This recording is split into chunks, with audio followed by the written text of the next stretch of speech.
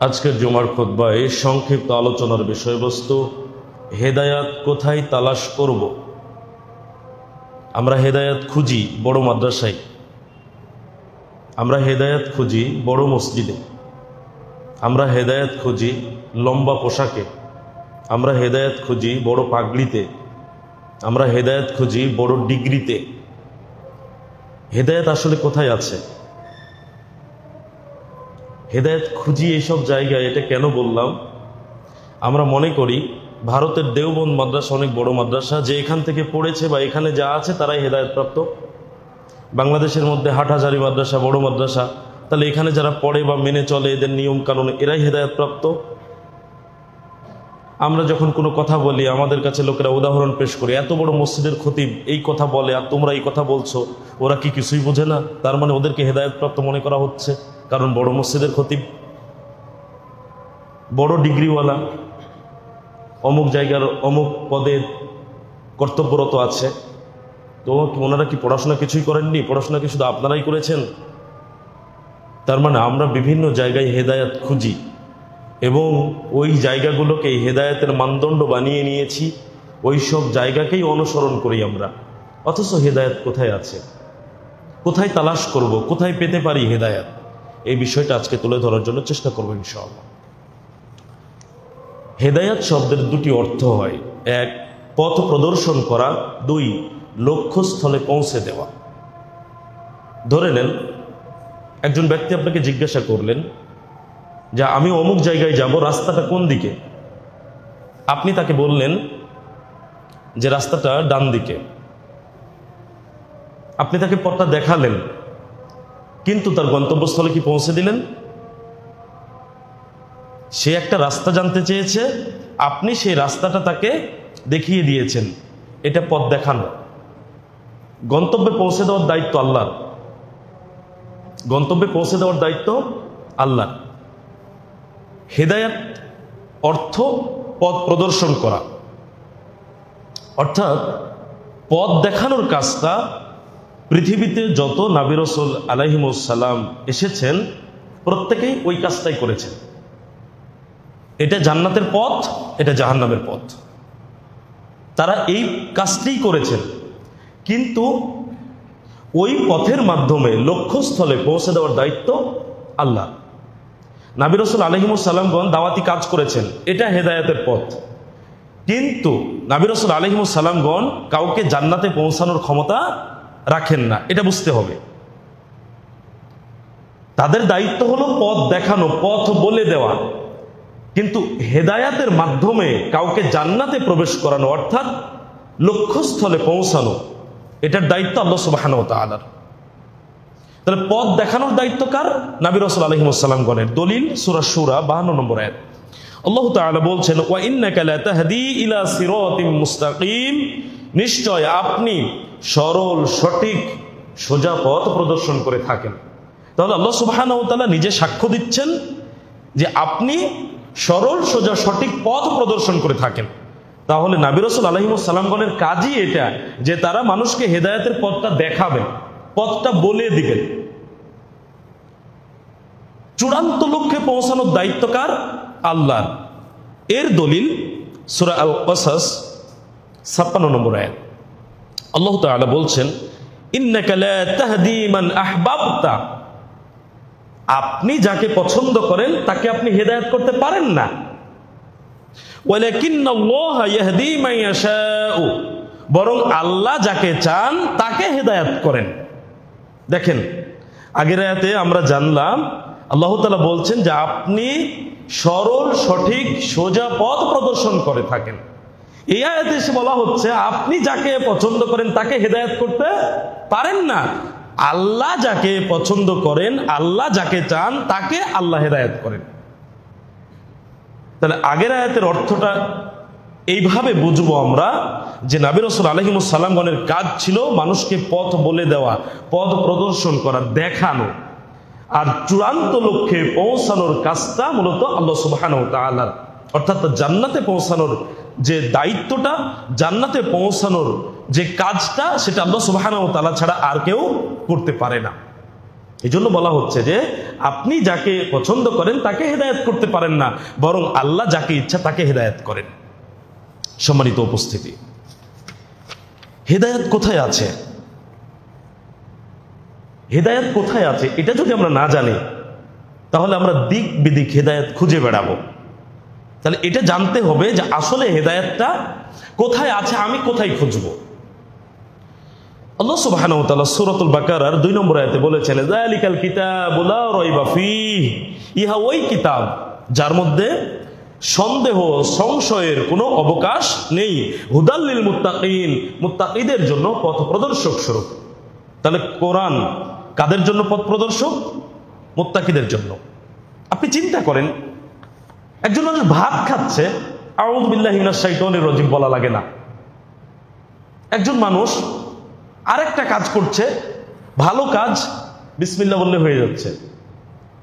কিন্তু পবিত্র কোরআন আল্লাহ সুবহানাহু ওয়া তাআলার সর্বশেষ প্রেরিত শ্রেষ্ঠ আসমানি কিতাব।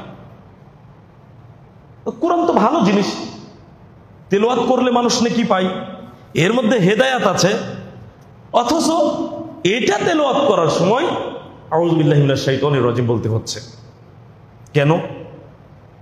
এ তো হেদায়েত আছে এখানে। শয়তানের কাছে যে কুমন্ত্রণা আছে আমাদের জন্য, সেটার ব্যাপারে আল্লাহর নিকটে আমরা আশ্রয় প্রার্থনা করছি। কোরআন তেলাওয়াতের সময়, তো ভাত খাওয়ার সময় বলতে হচ্ছে না। বোঝা যায় যে মানুষ কোরআন পড়লেই হেদায়েত পাবে, বিষয়টা এমন নয়। আপনি যদি আহলে কোরআন, উপমহাদেশে যে ভাষাটা ব্যবহার হচ্ছে আহলে কোরআন,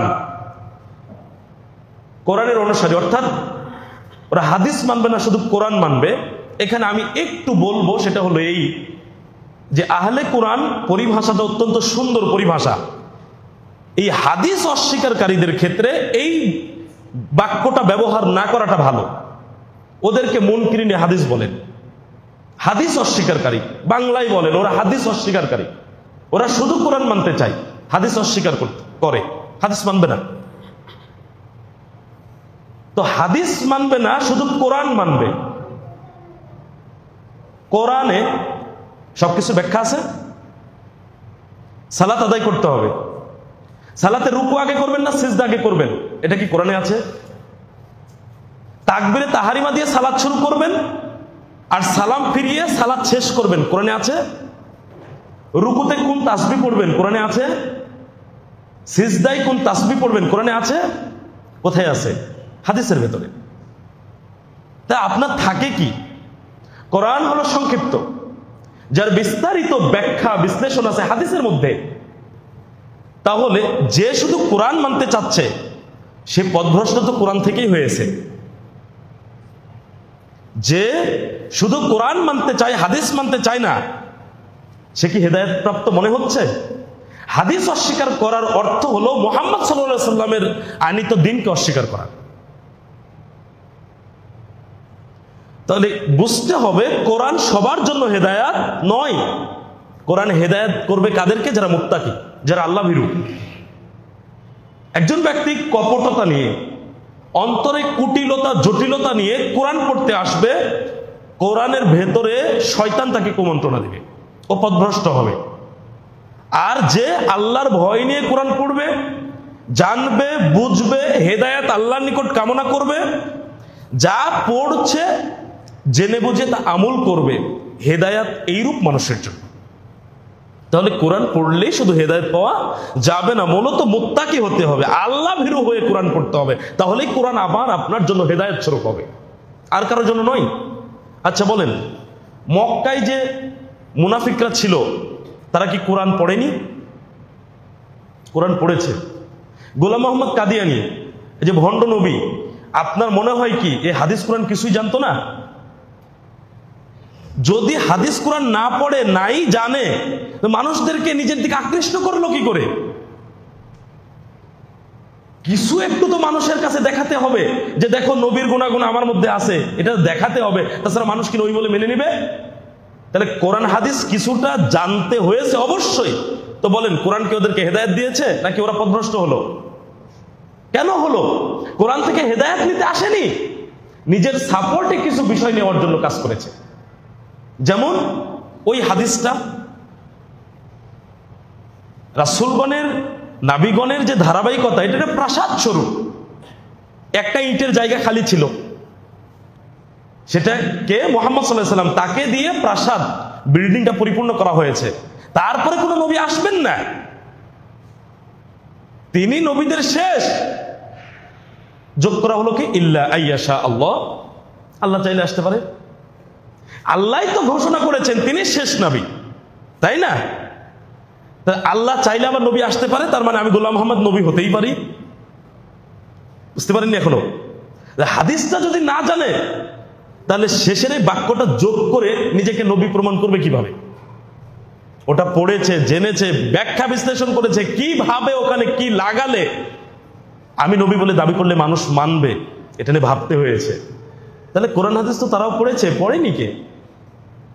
পৃথিবীতে অনেক তাফসির কারক এই তাফসির করতে করতে গিয়ে ধ্বংস হয়ে গেছে। অনেক আলেম সমাজে দাওয়াতি কাজ করতে করতে একটা সময় গিয়ে পথভ্রষ্ট হয়ে গেছে। তাহলে কোরআন সবার জন্য হেদায়েত নয়।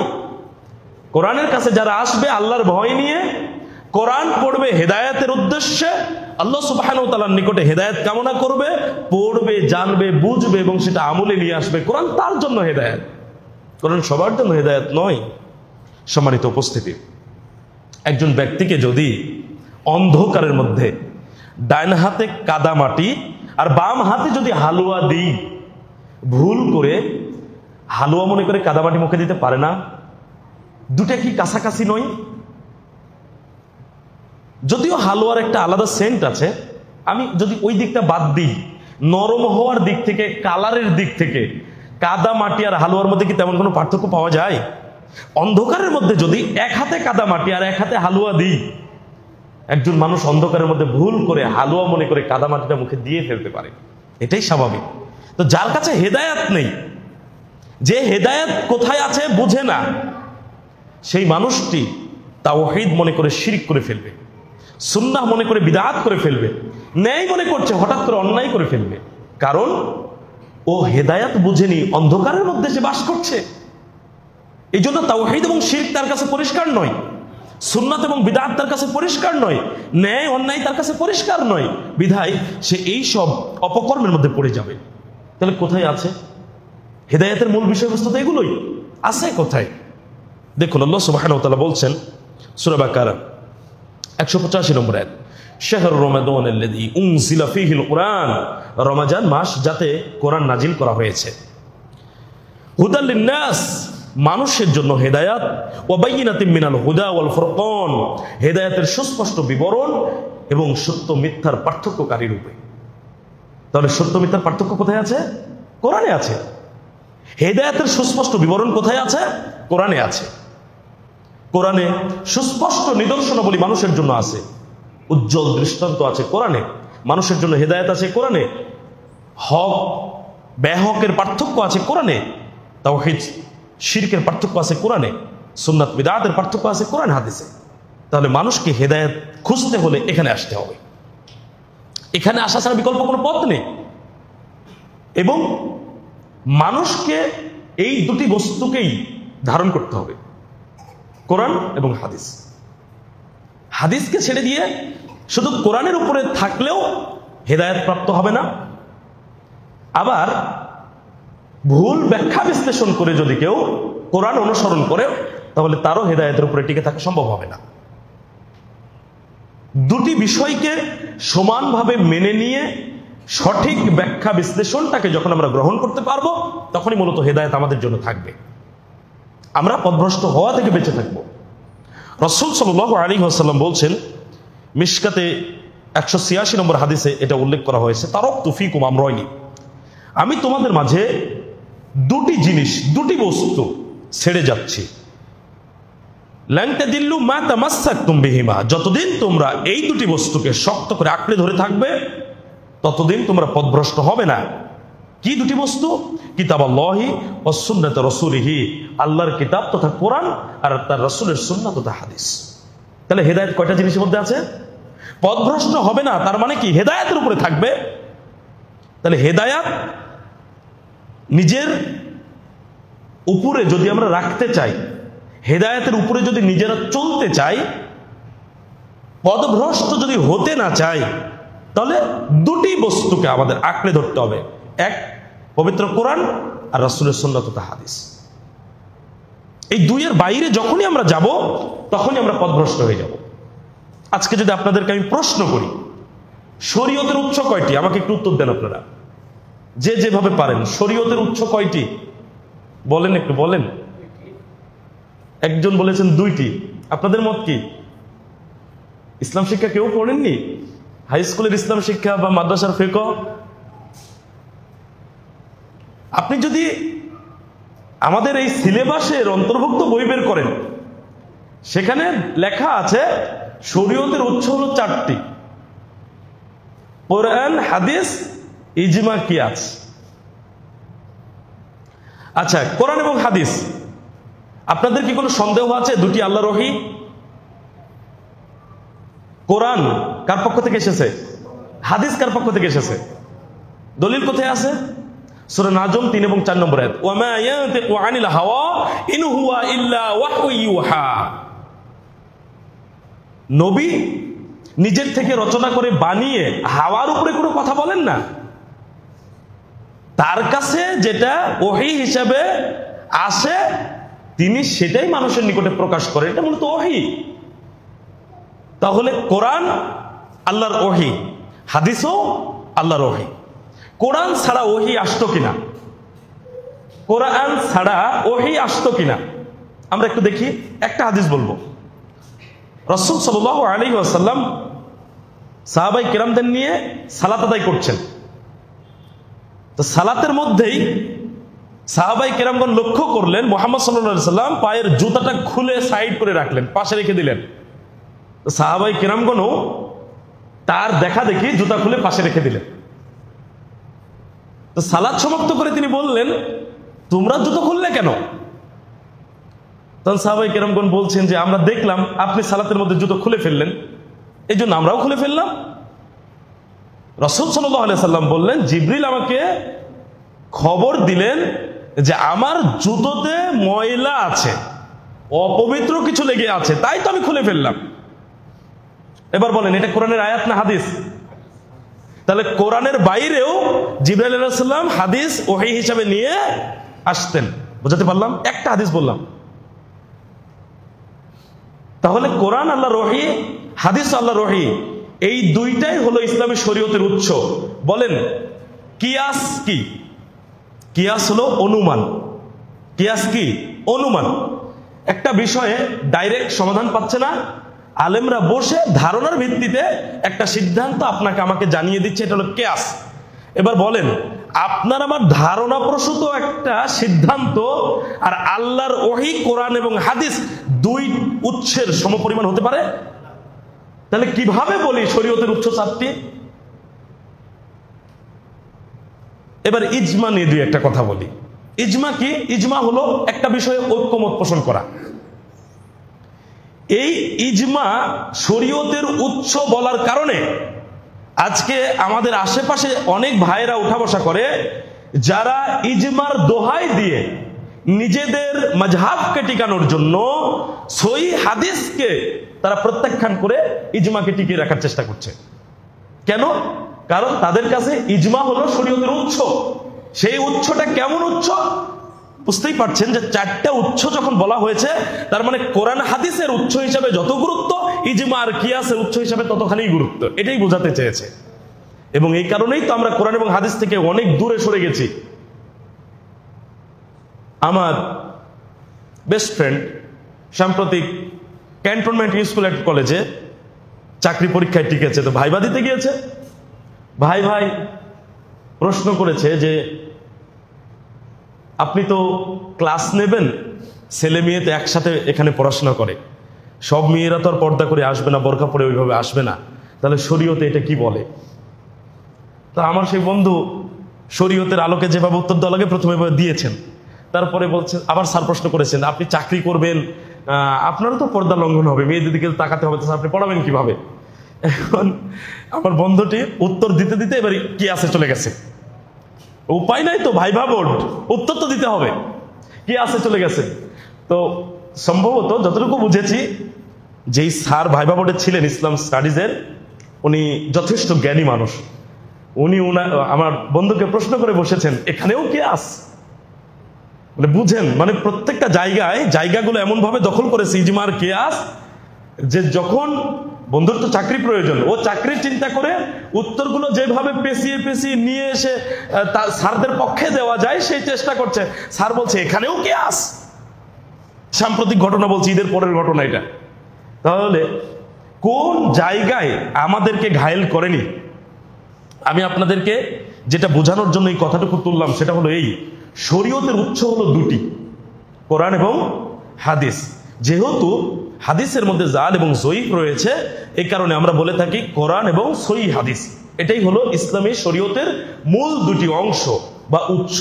এখন ইজমা আর কিয়াস এটা কি চলবেই না? ইজমা আর কিয়াস কি চলবেই না? আমি সংক্ষেপে যদি এইভাবে বলি খুব সহজ হবে। একজন মানুষ মনে করেন সফরে আছে, সালাত ওর জন্য কসর করার বিধান আছে, বাড়িতে পৌঁছে গেছে, সালাত কসর করেনি, বলেন ওর জন্য এখন বিধান কি? আমার কথা মনে হয় বুঝতে পারেননি। সফরে আছে, সালাত কসর করা ওর জন্য বৈধ ছিল, সালাত কসরও করেনি, সফর শেষ করে সে বাড়িতে পৌঁছেও গেছে। এখন বাড়িতে তো সালাত পড়তে হবে, এখনো কি করবে? গুড, জাযাকাল্লাহু খায়রান। পুরো সালাত এখন পড়তে হবে, কসরের বিধান ওর শেষ। ও যদি রাস্তায় পড়তো তাহলে কসরের বিধান তার জন্য থাকতো। বাড়িতে যেহেতু পৌঁছে গেছে, সালাত সে কসর করেনি, পড়েওনি, এখন বাড়িতে আর কসর চলবে না, ওকে এখন পরিপূর্ণ পড়তে হবে। কোন কারণে একটা বিষয়ে কোরআন এবং হাদিস থেকে ডাইরেক্ট আমরা কিছু পাচ্ছি না, তখন আলেম ওলামা বসে কিয়াস করে একটা বিধান আমাদেরকে দিলেন, অথবা আলেমরা ঐক্যমত পোষণ করলেন, ইজমা অবস্থানে আসলো। আমরা কতক্ষণ মানবো এই বিধান? যতক্ষণ ডাইরেক্ট কোন আয়াত এবং হাদিসের সমাধান না পাচ্ছি। যদি পেয়ে যায় তাহলে ইজমা এবং কিয়াস দুটোই আউট হয়ে যাবে। যেমন ওর কসরের বিধান শেষ হয়ে গেল বাড়িতে পৌঁছার পরে। আমি কি বোঝাতে পারছি? খুব সহজ কথা। তবে এটা মনে রাখতে হবে, ইসলামী শরীয়তের উৎস হিসাবে পবিত্র কোরআন এবং সহিহ হাদিসের যতখানি মর্যাদা গুরুত্ব, ইজমা এবং কিয়াসের এতখানি মর্যাদা এবং গুরুত্ব নয়। যদি মনে করি তাহলে বুঝতে হবে খুব সহজ যে আমি কোরআন এবং সুন্নাহ থেকে দূরে সরে যাচ্ছি। খুব সহজ এটা। সম্মানিত উপস্থিতি, এইবার আমি বিভ্রান্তিমূলক কিছু কথার জবাব আপনাদের নিকটে তুলে ধরবো ইনশাআল্লাহ। যেই কথাগুলো আমাদের সমাজে ছড়ানোর কারণে আমরা বিভ্রান্ত হচ্ছি। দেওয়ানবাগী পীর সাহেব মারা গেছেন, তার একটা বক্তব্য শুনেছিলাম, আমি ভিডিওতে দেখেছিলাম।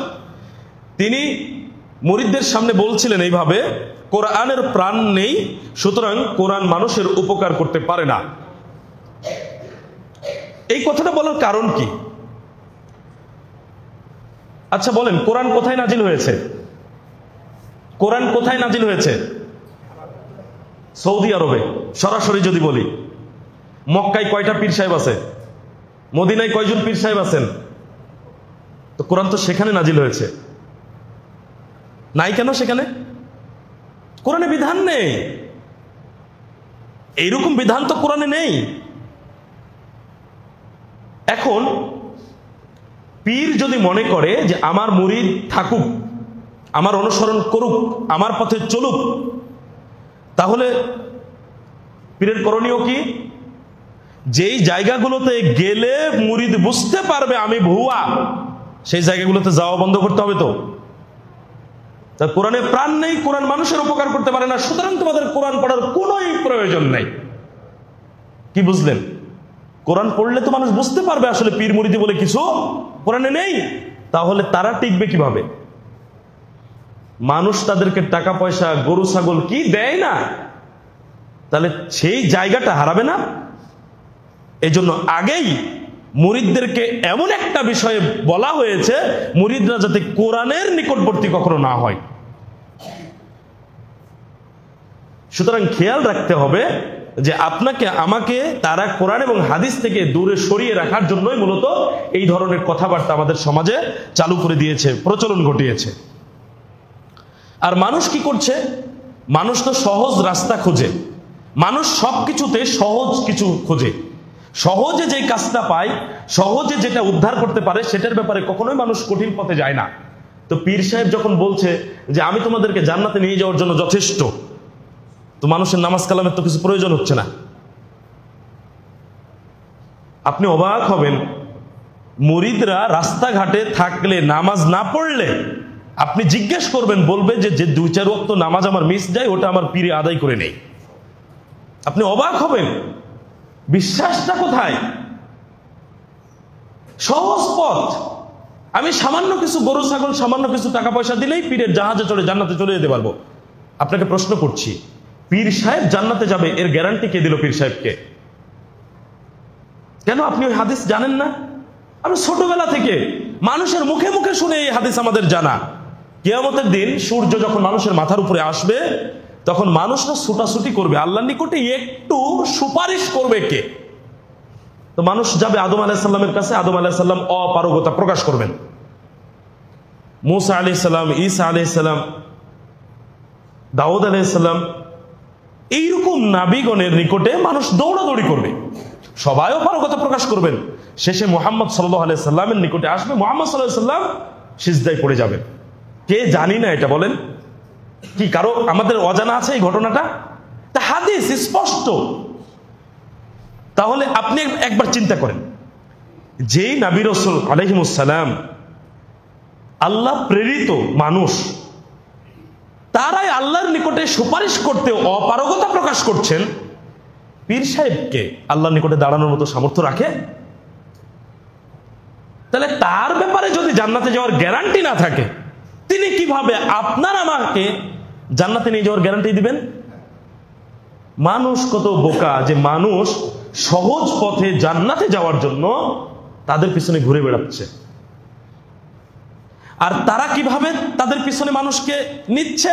এইভাবে, আমাদের কাছে আসো, আমরা তোমাদেরকে জান্নাতে নিয়ে যাওয়ার ব্যবস্থা করব। কোরআনের কাছে গিয়ে কোনো লাভ নেই, কোরআন মানুষের উপকার করতে পারে না। এগুলো সবই আপনাকে আমাকে ধোঁকা দেওয়ার বিষয়। আচ্ছা, এবার আপনাদের প্রশ্ন করি, বাংলাদেশে পীর আছে, ইন্ডিয়ায় পীর আছে, পাকিস্তানে পীর আছে, মুরিদ কোথায় আছে? মুরিদও বাংলাদেশ, ভারত, পাকিস্তানেই তো আছে। তো এবার বলেন, কুয়েতের মুসলমানরা জান্নাতে যাবে না? তো ওরা কোন পীরের মুরিদ হয়ে জান্নাতে যাবে? ও তো পীরই নাই। সৌদি আরবের মুসলিমরা কি করে জান্নাতে যাবে? ওরা কোন পীরের অনুসরণ করছে? কোন জাহাজে চড়ে যাবে? আসল ঘটনা এটা নয়। এগুলো সবই আমাদেরকে ধোঁকা দিয়ে যাচ্ছে, সতর্ক হতে হবে। 2 নম্বর, আরেকটি ফিতনা, যেমন আমাদের মাঝে, আপনারা আমার কথাকে নেগেটিভলি নেবেন না, আমি আপনাদেরকে বুঝিয়ে কথা বলি।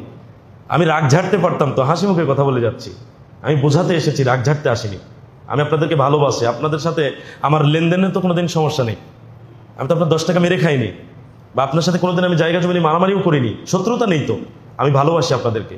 আমাদের দায়িত্ব সত্যটা তুলে ধরা, সত্যটা তুলে ধরেই চলে যাবো ইনশাআল্লাহ। একটু বোঝার চেষ্টা করেন। ফাজাইল আমল নামক একটা কিতাব আমাদের সমাজে প্রচলিত আছে। আমার খুব কষ্ট লাগে, মসজিদের মেম্বারে কোরআনের উপরে ফাজাইল আমাল রাখা হয়। ফাজাইল আমালের গুরুত্ব বেশি না কোরআনের গুরুত্ব বেশি? তা আপনি কি জানেন, আপনি কোরআন থেকে তাদেরকে দার্স দিতে বলবেন, কোরআন পড়ে আপনাকে দার্স দিবে না। হাদিস কিতাব বুখারী, মুসলিম, আবু দাউদ, তিরমিজি দার্স দিতে বলেন, দিবে না। ফাজাইল আমালের 6 উসুল থেকেই দিতে হবে। অথচ মেম্বারের উপরে কোরআন আছে, আপনাকে কোরআন পড়ে শোনাচ্ছে না। আমাদের সাথে বিভিন্ন সময় কথোপকথন হয়েছে, এগুলো আমরা প্র্যাকটিক্যাল। আমি জিজ্ঞেস করেছিলাম, মেম্বারে কোরআন আছে, কোরআন বের করেন, একটা আয়াত নেন, আয়াতটা অর্থ সহ পড়েন, পড়ে ব্যাখ্যা বিশ্লেষণ করে লোকদেরকে শোনায় দেন। বলছে কেন, ফাজাইল আমালে কি কোরআনে আয়াত নেই? নেন, আপনি কি দিয়ে বুঝাবেন ওকে?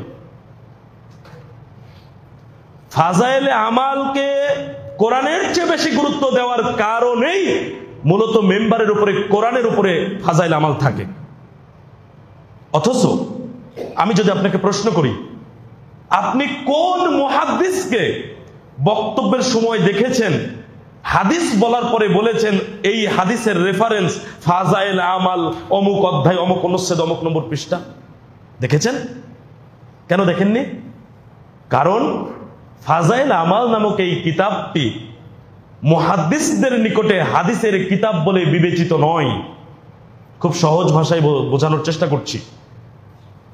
যদি এটা মুহাদ্দিসদের নিকটে হাদিসের কিতাব বলে গ্রহণযোগ্যতা পেত, তাহলে মুহাদ্দিসরাও আপনাকে আমাকে বারবার করে বলতেন তোমরা ঘরে এটা রাখো, পড়ো। অথচ মুহাদ্দিসগণ বলছেন, বর্তমান সময়ের মুহাদ্দিসগণ ফাজাইল আমালের মধ্যে প্রায় 60% কথাই জাল এবং জয়ীপে ভর্তি। তো সেটাই তো আমরা পড়ে যাচ্ছি। তাহলে কোরআন থাকতে কোরআনের দার্স আমরা দিতে পারি না, ফাজাইল আমাল শুনিয়ে মানুষের কাছ থেকে আমরা চলে যাই। এটাও একরকম কোরআন থেকে আমাদেরকে দূরে সরানোর মাধ্যম হয়ে গেছে। এখন আপনি তাদেরকে লক্ষ্য করবেন, তারাও শুধু ফাজাইল আমালই পড়ে, কোরআন পড়ে না। মুনতাখাব হাদিস পড়বে, কোরআন পড়বে না। 3 নম্বর আরেকটি বিভ্রান্তি হলো, আমাদের সমাজে যারা জেনারেল শিক্ষিত ভাই আছেন অথবা অল্প শিক্ষিত, কিন্তু সালাফি আলেমদের বক্তব্য শুনে কোরআন এবং হাদিসের বাংলা অনুবাদ পড়ে অনেকে হেদায়েত পেয়েছে, অনেকে সহিহ হাদিসের উপরে আমল শুরু করেছেন। তখন এক শ্রেণীর ভাইয়েরা আমাদেরকে কি বলেন, এই বাংলা পড়ে পড়ে গোমরা হয়ে গেছে। এই কথা কি আপনারা শুনেছেন? বাংলা পড়ে গোমরা হয়েছে মানে? আপনি তো মাদ্রাসায় পড়েন না, আরবি তো আপনি ভালো বুঝেন না, একটা আয়াত পড়ে তো অর্থ আপনি বুঝতে পারেন না, তাই আপনি যে আমল করছেন, বুকে হাত বাঁধছেন, রাফুল ইয়াদাত করছেন, জোরে আমিন বলছেন। এখন একটা মসজিদে আপনি একাই, বাকিরা তো কেউ রাফুল ইয়াদাত করে না, জোরে আমিন বলে না, তো তাদের সাথে তো আপনি মিলছেন না। তখন তারা বলছে যে গুমরা হয়ে গেছে, তা আপনি আরবি পড়তে পারেন না, বাংলা পড়ে আপনি গুমরা হয়েছেন, এটা আপনাকে বলা হচ্ছে। এটা একটা বিভ্রান্তি। আপনাকে যদি আমি প্রশ্ন করি, কোরআন হাদিস যদি বাংলায় অনুবাদ না হতো, যারা সাধারণ মানুষ তারা সবাইকে আরবি ভাষায় দক্ষতা অর্জন করেছে, তারা কোরআনের মর্মার্থ কি বুঝতো? কিছু বুঝতো না। এই জন্যই তো কোরআনের অনুবাদ প্রয়োজন, এবং কোরআন এই কারণে অনুবাদ করা হয়েছে। আমাদের কর্তব্য কি? কোরআনের আরবি সহ অনুবাদটা পড়া। তাহলে আমার তেলাওয়াতের নেকি আসবে, আমার কোরআনের যে বিধিবিধান সেটা সম্পর্কে আমার জানা হবে। আমি বাংলা পড়লামই না, বলেন এখানে কয়জন মানুষ আছি আমরা যে কোরআনের আয়াত পড়বো আর আমরা আরবি পড়েই বুঝে যাব এখানে এই বিধান আছে? কয়জন আছে এখানে? এবং যারা বলছে যে এরা বাংলায় বুখারী পড়ে, বাংলায় মুসলিম শরীফ পড়ে এরা গুমরা হয়ে গেছে, তাদেরকে আমার প্রশ্ন, তারা কি কোরআন, বুখারী, মুসলিম, আবু দাউদ, তিরমিজি, নাসাই সব আরবি পড়েই বিধিবিধান জেনে যান? এতই কি সোজা? এত সোজা নয়। যারা আমাদেরকে বলছে যে এরা বাংলা পড়ে গুমরা হয়ে গেছে, তারা ফাজাইল আমাল কোন ভাষায় পড়ে, মুনতাখাব হাদিস কোন ভাষায় পড়ে, তারাও কিন্তু বাংলাতেই পড়ে, অথচ আমাদেরকে বলছে এরা বাংলা পড়ে গুমরা হয়ে গেছে। এগুলো বলার কারণ কি জানেন? ওই যে আপনি একটু পড়েছেন মানে কিছু শিখে তাদের বিপরীত হয়ে গেছে, আপনি বিপরীত হয়ে গেলেন, অমিল হয়ে গেল, এই জন্য আপনাকে ঠেকাতে চাচ্ছে। বাংলা বুখারী পড়ে গুমরা হয়ে গেছে। আমি আপনাদেরকে একটা কথা বলি, বাংলাতে কোরআনের অনুবাদ পড়ে, হাদিস গ্রন্থের অনুবাদ পড়ে আপনি হয়তো বড় মুফতি হতে পারবেন না, মুহাদ্দিস হতে পারবেন না, কিন্তু আপনার অনেক আমল বিদআত মুক্ত হবে, আপনার আকীদা শিরক মুক্ত হবে, আপনি ন্যায় অন্যায়ের পার্থক্য আপাতত বুঝতে পারবেন। আমি মুফতি হয়ে লাভ কি, যখন আমি শিরক আর তাওহীদের পার্থক্য জানি না? কামিল পাশ করে আমার লাভ কি? আমি সুন্নাত আর বিদআতের পার্থক্য জানি না? কামিল পাশ কত হুজুর নেবেন, যখন আমরা কোনো কাজকে বিদআত বলি তখন তারা আমাকে বলে, আমাদেরকে বলে আপনিও তো নবীর যুগে ছিলেন না, আপনিও বিদআত। চশমা নবীর যুগে ছিল না, তো চশমাও বিদআত। গাড়ি নবীর যুগে ছিল না, ওটাও বিদআত। ওই কামিল পাশ মুফতিরা বলছে, কি লাভ হলো ভাই, আপনি এতদিন বিদআতের সংজ্ঞাই জানেন না, কি পড়াশোনা করলেন? তো ওর চেয়ে আপনি ভালো যদি আপনি বাংলা অনুবাদ পড়েও নিজে তাওহীদ এবং শিরকের পার্থক্য বুঝেন, সুন্নাত এবং বিদআতের পার্থক্য বুঝতে পারেন, ন্যায় অন্যায়ের পার্থক্য বুঝতে পারেন, পাপ এবং নেকি কোন কর্মে হচ্ছে সেটা যদি আপনি বুঝতে পারেন, তো এই মুফতির চেয়ে আপনি ভালো নয় কি? জান্নাতে যাওয়ার জন্য কি মাদ্রাসায় পড়া শর্ত নাকি? আপনি নেক আমল করবেন, সালাফে সালেহিনের অনুসরণ করে চলবেন, তারা কোরআন হাদিস যেভাবে বুঝেছেন, যেভাবে আকীদা এবং আমলের উপরে প্রতিষ্ঠিত ছিলেন, সেই পথের অনুসরণ করে আপনি চলেন। মুহাম্মদ সাল্লাল্লাহু আলাইহি ওয়াসাল্লাম যে বিধান রেখে গেছেন সেই বিধান তাদের পদ্ধতিতে মানেন, দেখেন ইনশাআল্লাহ আল্লাহর কাছে আশাবাদী জান্নাতে যেতে পারবো ইনশাআল্লাহ। কিন্তু মাদ্রাসায় পড়লাম, শিরিক করে যাচ্ছি, বিদআত করে যাচ্ছি, অন্যায় করছি, পাপ কর্মের সাথে লিপ্ত হচ্ছি, সার্টিফিকেট দিয়ে জান্নাত হবে না। সুতরাং বাংলায় কিতাব পড়ে গোমরা হয়েছে, এই সব কথায় কান দিয়ে পড়াশোনা যেন আমাদের বন্ধ না হয়। এইখানে আরেকটা পরামর্শ আপনাদের জন্য, আমরা যখন কিছু হাদিস পড়ি, কিছু হাদিসের অর্থ পড়লেই আপনি বুঝতে পারবেন। যেমন আমি যদি আপনাদেরকে বলি, টাকনুর নিচে কাপড় পরিধানকারী পুরুষ জাহান্নামে যাবে, জান্নাতে প্রবেশ করবে না, বলেন এর অর্থ বুঝতে কি কারো কষ্ট হবে? কারো কাছে ব্যাখ্যা বিশ্লেষণের জন্য যেতে হবে? রাসূল সাল্লাল্লাহু আলাইহি সাল্লাম বলছেন, তোমরা দাড়িকে ছেড়ে দাও, গোফকে খাটো করো। এই হাদিসের ব্যাখ্যা নেওয়ার জন্য কারো কাছে যেতে হবে? হবে না। কিন্তু আপনি বাংলায় পড়লেন, বুঝতে পারলেন না? এটা কি বুঝতে পারলেন না? পারলেন। এখন বাংলাতেই পড়তে গিয়ে এমন একটা হাদিস আপনি পড়লেন যেটা একটু জটিল, বোঝা একটু কঠিন, তাহলে কি হবে? কি করবেন? যেটা জটিল মনে হচ্ছে, আপনারা ঢাকার মানুষ, বড় বড় শায়েকরা সব ঢাকাতে বসবাস করেন। ডক্টর শায়েক শহীদুল্লাহ খান মাদানী হাফেজাহুল্লাহ, আব্দুল্লাহ ফারুক সালাফি হাফেজাহুল্লাহ, তারপরে আব্দুল নূর মাদানী হাফেজাহুল্লাহ, সব ঢাকায়। কত আলেম ঢাকায়। এবং আজকে জুমার দিনে অন্যান্য জেলার অনেক মাদানী আলেম এই ঢাকা শহরে খুতবা দিতে এসেছেন।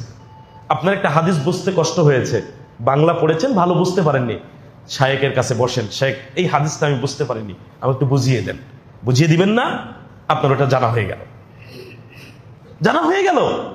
তো মুফতির যে আপনি কোন অংশে খারাপ হলেন? আপনি তো ন্যায় অন্যায় বুঝতে পারলেন, আপনি শিরিক বিদআতের বিষয়গুলো জানতে পারলেন, তাওহীদ সুন্নাহর বিষয়গুলো জানতে পারলেন।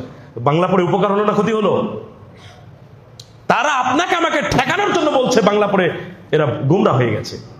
সম্মানিত উপস্থিতি, সুতরাং এইসব কথা আমরা কান দিয়ে নিজেদের যেন পথকে বন্ধ না করি, আমরা আমাদের পথে আমাদের চেষ্টায় রত থাকবো ইনশাআল্লাহ। সম্মানিত উপস্থিতি, দেখুন আমাদেরকে আল্লাহ সুবহানাহু ওয়া তাআলা কোরআন দিয়েছেন, ওহীর বিধান হিসাবে কোরআন হাদিস আমাদের কাছে থাকতেও আমরা অনেকেই অন্ধের মতো চলাফেরা করছি। ভালো কিছু চিন্তা ভাবনা আমাদের মাঝে থাকছে না, বা আমরা ওই বিষয় নিয়ে গবেষণা করছি না। আজকে যদি আমাদের অবস্থাকে লক্ষ্য করি, আমি যদি আপনাদের প্রশ্ন করি, যারা ছাত্র ভাই আছেন, physics, chemistry, biology, mathematics, English, Bangla, general knowledge, এইসব বিষয়ে জানার জন্য যতটা সময় ব্যয় করেছি আমরা কোরআন অনুধাবন করার জন্য, হেদায়াত তালাশ করার জন্য, আমরা কি এতটা সময় ব্যয় করেছি? এর চেয়ে বড় ব্যর্থতা আর কি হতে পারে? অথচ physics, chemistry, biology, mathematics, English, Bangla কোনো কিছুই আপনাকে আমাকে কিয়ামতের দিন হেদায়েতের উপরে আছি বলে আল্লাহ নিকটে প্রমাণিত করবে? কাজে আসবে? আসবে না। আমি ওগুলোকে ছেড়ে দিচ্ছি না, ফেলে দিচ্ছি না। আমি বলছি কোরআন হেদায়েতের মূল জায়গা। আমি কোরআন পড়লাম না, জানলাম না, বুঝলাম না, কোরআনের কাছে আসলাম না, আমি বাকি সব কিছুই করলাম, এত কিছু আমাকে বাঁচাতে পারবে না। যদি সবকিছুর পাশাপাশি আমার কাছে কোরআন থাকতো, তাহলে আমি ইহকালীন জীবনে বাকি সাবজেক্টগুলো দিয়ে ভালো কিছু করতে পারতাম, আর কোরআন দ্বারা আমি আমার ইহকালীন জীবন এবং পরকালীন জীবনকে সুন্দর করার সুযোগ পেতাম। আমার দুই দিকে যাওয়া প্রয়োজন। শুধু কোরআনকে ধারণ করে অন্যগুলো যদি না পড়ি, তাহলে এই সমাজে আমি আপনি ঠিক সেইভাবে প্রতিষ্ঠিত হতে পারবো না, কাজ করতে পারবো না। এটা একটা ক্ষতির কারণ। আর একদিকে কোরআন পড়লাম না, বাকি সব সাবজেক্ট পড়লাম, সেটা আমাকে ইহকালীন জীবনে কিছু দিলেও পরকালে কিছুই দিবে না। সুতরাং আমাদের কর্তব্য হবে উভয় বিষয়ে জ্ঞান অর্জন করা। যতটা গুরুত্ব ওই দিকে দিচ্ছেন, তার চেয়ে বেশি গুরুত্ব দেওয়া দরকার আমি হেদায়েতের উপরে আছি কিনা। হেদায়াত আমার প্রয়োজন, হেদায়াত না থাকলে আমি অনন্তকালের জীবনে ক্ষতিগ্রস্ত হব।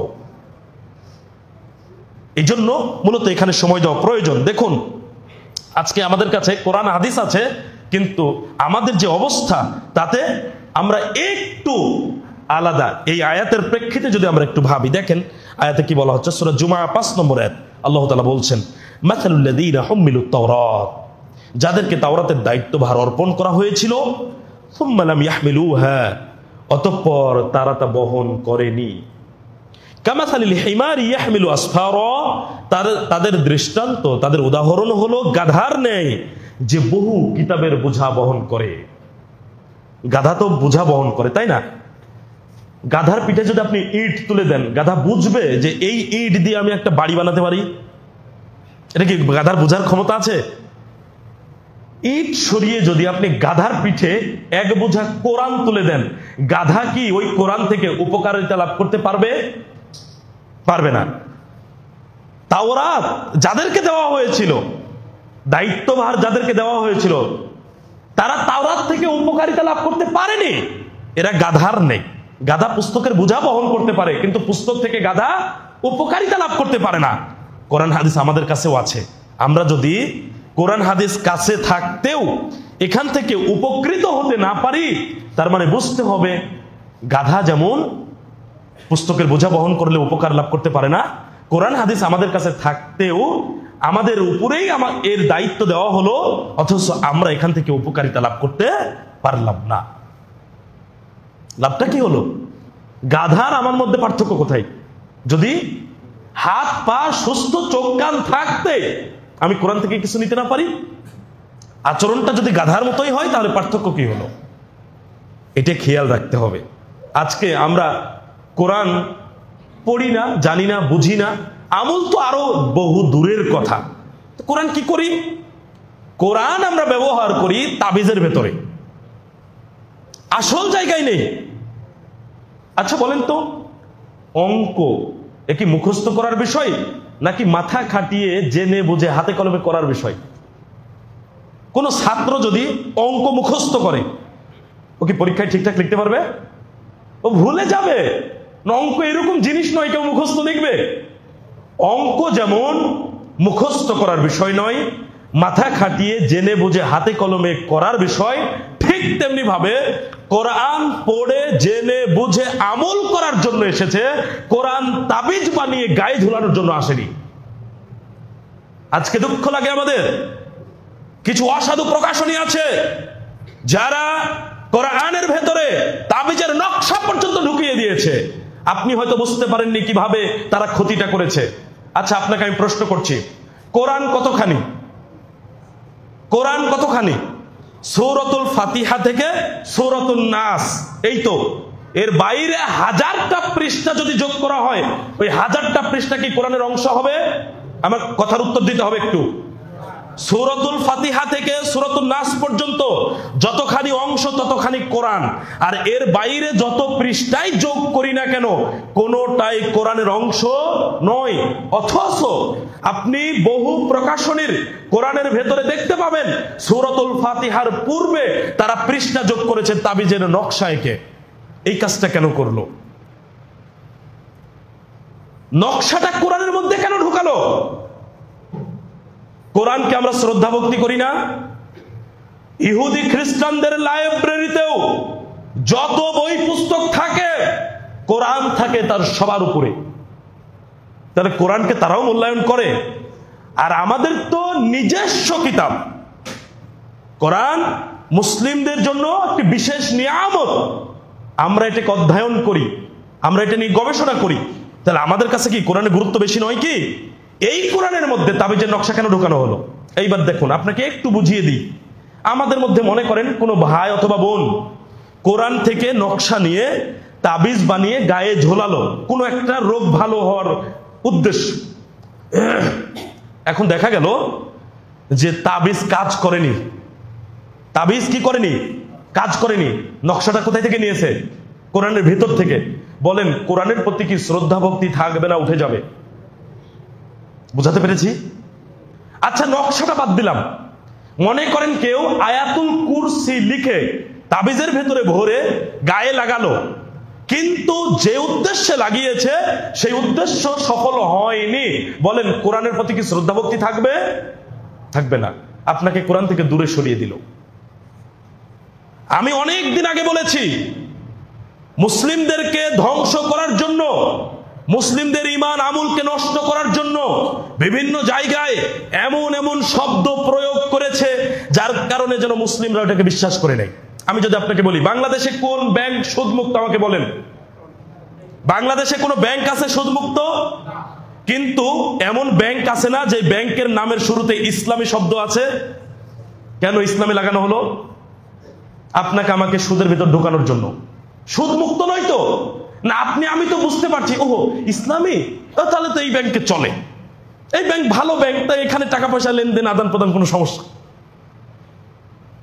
মুসলিমদের আকীদা আমলের ত্রুটি ঢোকানোর জন্য, নষ্ট করার জন্য ঠিক এইরকম কিছু পায়তারা করা হয়েছে। যেমন ব্যাংকের সুদকে মানুষের নিকটে, মুসলমানদের মধ্যে সহজ করার জন্য ব্যাংকের নামের শুরুতে ইসলামী লাগিয়ে দিয়ে বিশ্বাসযোগ্য হয়ে গেছে।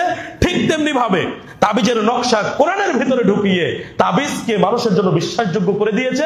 আর ক্ষতিটা করেছে কোথায়? তাবিজের নকশা দিয়ে মানুষ উপকার লাভ করতে পারে না, কোরআনের প্রতি মানুষের ভক্তি শ্রদ্ধা উঠে চলে যাবে, কোরআন পড়বে না, মানবেও না। কত বড় ক্ষতি করেছে চিন্তা করতে পারেন?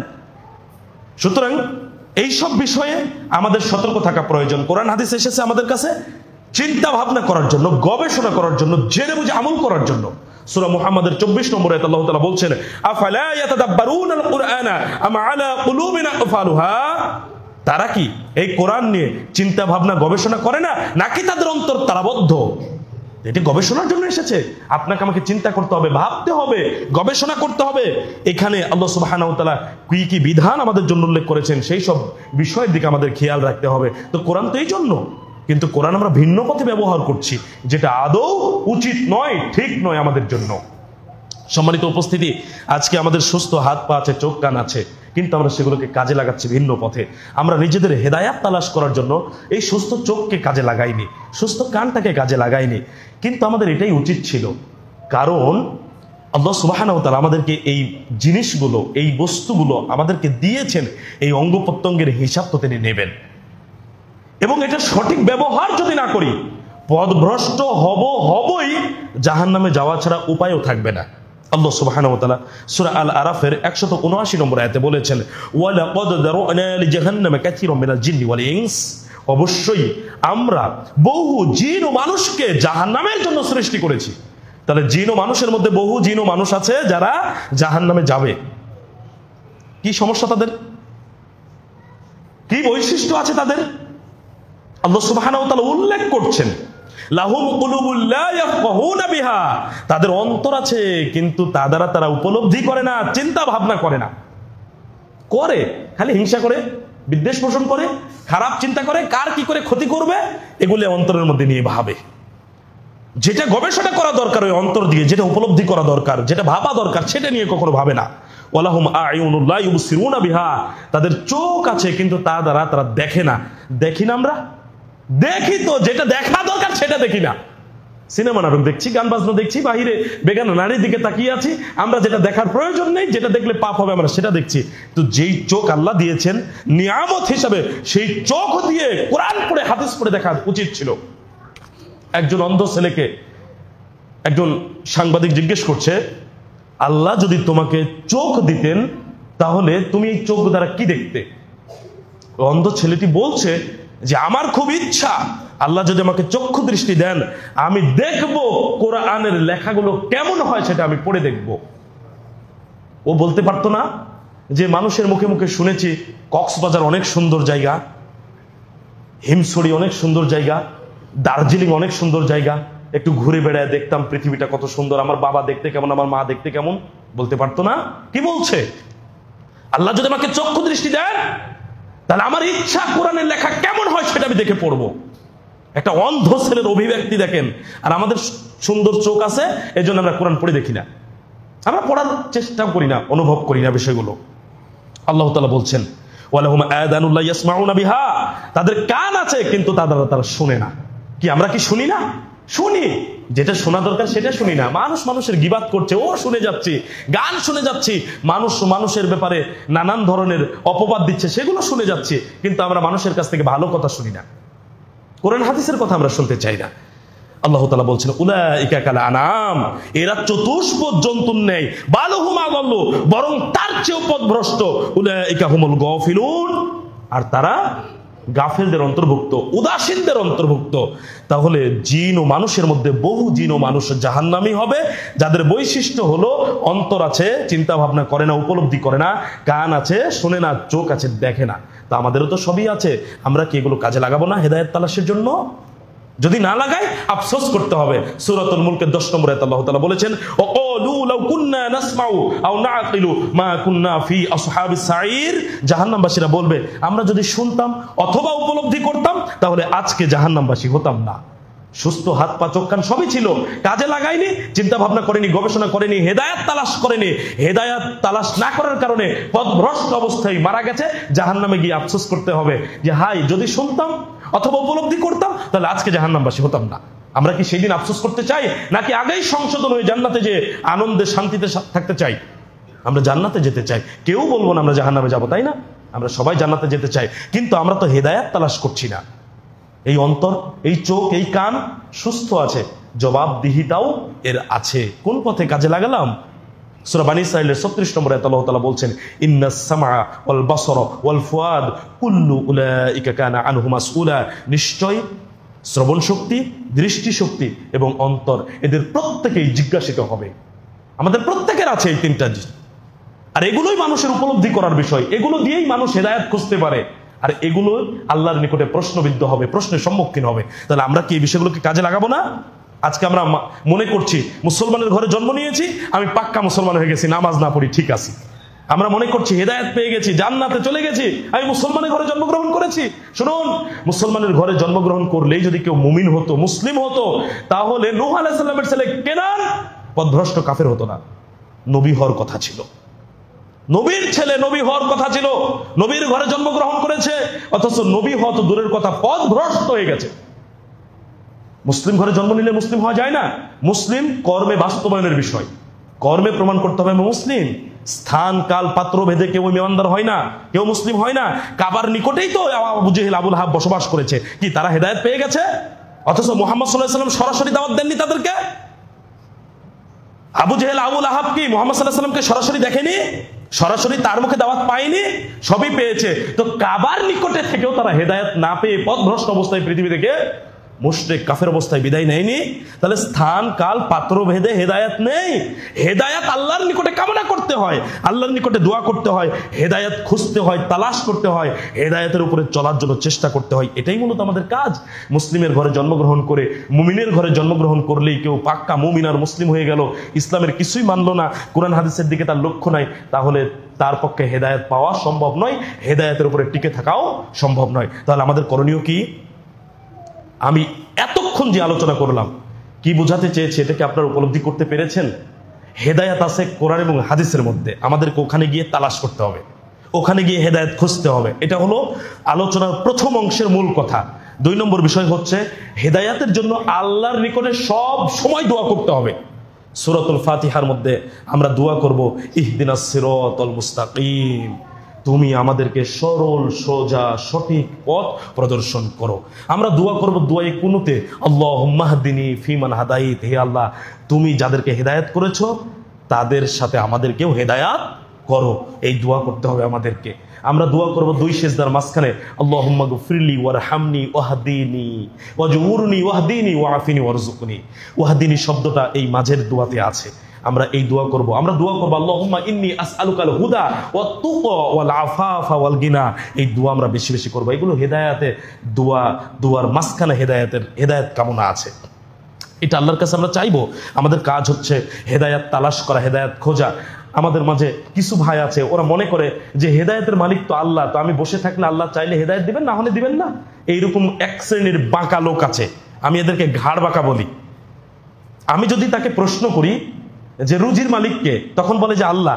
তো আপনি তো বসে থাকেন না ঘরের মধ্যে, রুজির মালিক আল্লাহ, রুজি আল্লাহ পাঠিয়ে দিবে, ঘরে বসে থাকবো? এই কাজ কিন্তু করে না। ও রুজির জন্য সকাল সকাল বাড়ি থেকে বের হচ্ছে, কি কাজ করবে, কোথায় থেকে কিছু উপার্জন করবে, ও বের হচ্ছে।